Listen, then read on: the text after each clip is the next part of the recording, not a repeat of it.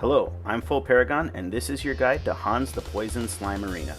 Hans is back, and he is most certainly the hardest boss we have had in quite some time. The biggest reason for that is the waves. They are extremely hard, with two 15k health minions on each of them, and they will poison your team when they attack. You need a plan to deal with them, and that plan should be called Megamine. The way to do it is to charge up Megamine's gauge on the first wave, letting her get in the last hit on both the adds, and then quickly clear the second wave by having her use her first explosion ult. This will allow you to get to the boss as quickly as possible and save you a lot of damage. Hans himself is also quite hard. He will poison your entire team on his ult. Have some recovery options or gear to prevent the poison from quickly killing you. Both physical and mage teams will be viable here, although there are specific builds that you should use. Everybody has a plan until they get punched in the... wait, does Hans have a mouth? Anyway, the plan here is to use Aqua's punch to deal serious damage to Hans. Aqua can boost physical attack and can boost Megamine's gauge enough for her to blow up on the second wave.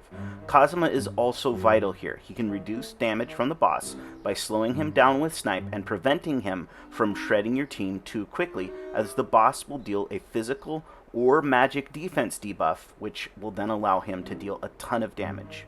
If you're dying too quickly, you can also swap out Aiz here, as she doesn't have resistance to the boss, and you can go for Mitsurugi, who will give your team extra healing and defense with his ultimate. You can also swap Kazuma for Chris and do okay, but not as well, as Chris just doesn't synergize as well. Although, if you do get the haze off on the boss, she can be alright. Make sure that Megamine gets the killing blow on the first two climbs so that she can blow up immediately on the second ones. It's Christmas once more, with Christmas Wiz bringing the gift of meta. She's going to be mandatory here to keep yourself from dying against Hans with her tier 3 agility down on her ult. If you don't have Christmas Wiz, Ninja Wiz will work, though not as well. I would also suggest once more using ReZero Megamine. Her blowing up on wave 2 will really help you out. If you don't have ReZero Megamine, use a different one like Onsen Megamine, although that will severely handicap your team. Maid Rin is once more the best light mage with her gauge up and massive damage, so make sure that you have her up front as well.